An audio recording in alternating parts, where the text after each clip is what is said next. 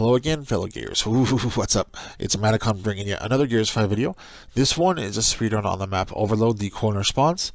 Now, before we begin, I need to say that this run is more difficult and a bit sweatier than the other runs that you've probably done on this map, but it's a somewhat different method in its own unique way.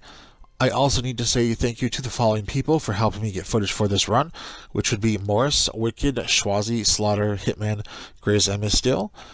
We do this speedrun with an engineer and any 4 DPS classes you want to bring, and in this run each DPS has their own spot they need to be in, which is fairly flexible, and in turn each DPS also has their own small spawn to shoot and cover as well, and the engineer is a free floater.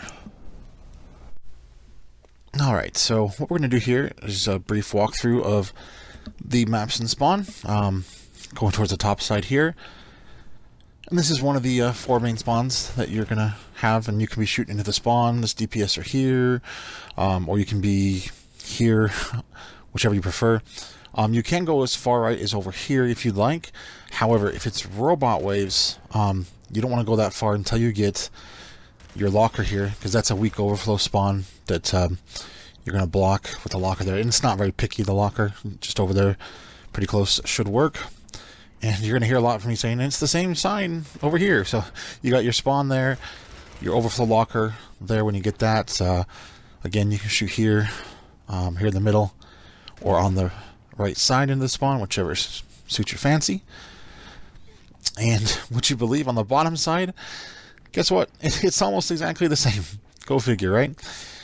So on these 2 spawns over here, your 1 DPSer is going to be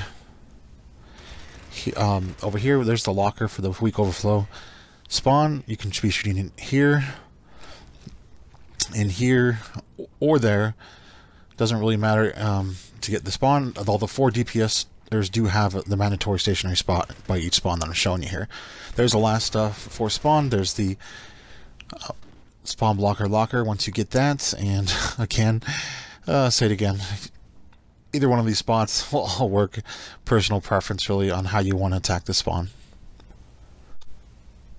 When we first set this up, what we do is we usually will get the barriers up first on each of these 4 spawns here. And then we'll get each player a weapons locker for those 4 spots. And once the lockers are upgraded, we will go ahead then and add another barrier and then upgrade the barriers to level 2. So get 2 level 2 barriers on each corner here. And then once those are all upgraded, then it's really up to you, choice or preference, whether or not you want to add some sentries for each corner or not, or whether the player wants them or not. Really what suits their fancy.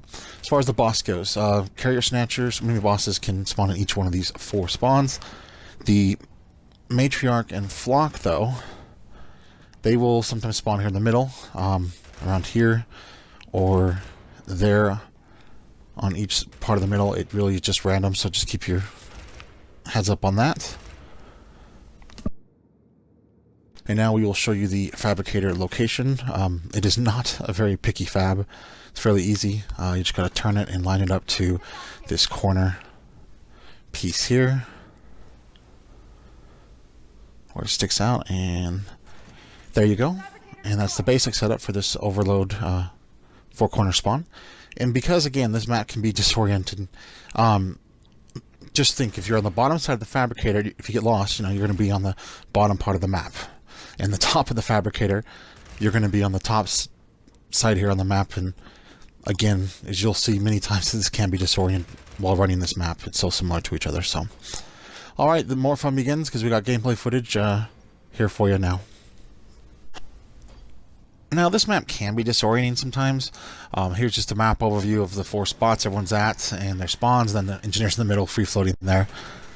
Well, one thing you gotta watch out for, even in the later waves, sometimes on a wave you only will get 1 or 2 enemies in your spawn, but later on, or mid-game, you might get actually, 12, 13 enemies that'll spawn in your spawn each wave. So it comes and goes. You just gotta, be on your toes to keep an eye out to when you get the heavier spawn. Be ready for it, for sure. And what makes it a little more sweaty of this run in general is everybody has their tiny spawn. Things can go wrong very, very quickly. So, but it does make it a lot of fun playing this, for sure. here is an engineering overview of what you do to engineer this.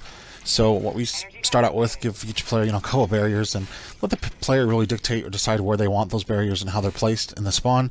You can give them an MG and a shock sentry later on, or a couple MG sentries, really, whatever they prefer, which is kind of fun and unique with this run. Let the players kind of dictate how they want their spawn to be, being that there's 4 and each DPS player does get a spawn, as mentioned. And it looks intimidating to engineer, but it's a little sweaty to set up, but once it's set up, very, very easy. You only really need to do half the map each wave, which isn't very difficult at all, even if you're skipping waves. And some players may not even want sentries, aka here, just a couple barriers, and you're good to go. Again, player preference, really. And those lockers that you see on each side, those dual purpose, besides being lockers, also blocks the robot overflow weak spawn there. And here's the last corner spawn here. Just 1 sentry, MG, 1 shock, a couple barriers, and you're good to go. And definitely a sweaty run, but a lot of fun. Again, I can't say that enough. So what we're going to show you here is if you have like a Keegan here on the bottom side, put him on this side of the 2 spawns, because obviously he's shooting into his own spawn. If the right side gets overwhelmed or has too many enemies, he easily can just turn and hit the right side spawn as well if the player over there, again, gets swamped with too many ads, and then go back to his spawn very quickly, of course. And the same goes if you bring like a JD here on the top side. You want him on this part of the spawn because, like, again, he's shooting into his own spawn, and if the other spawn gets to the right side overwhelmed or heavy, he can just fire off his boom shot to help that side out. And it also is really, really nice if you need to bring spotter support as well for the boss waves and every other wave.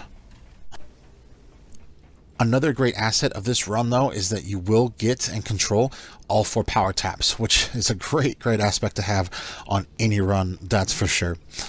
But that will basically close up and wrap up this Overload speedrun tutorial with the corner spawns. It is a great run. It's fast, sweaty though, but definitely fun. And as always, enjoyed, everybody. Thank you.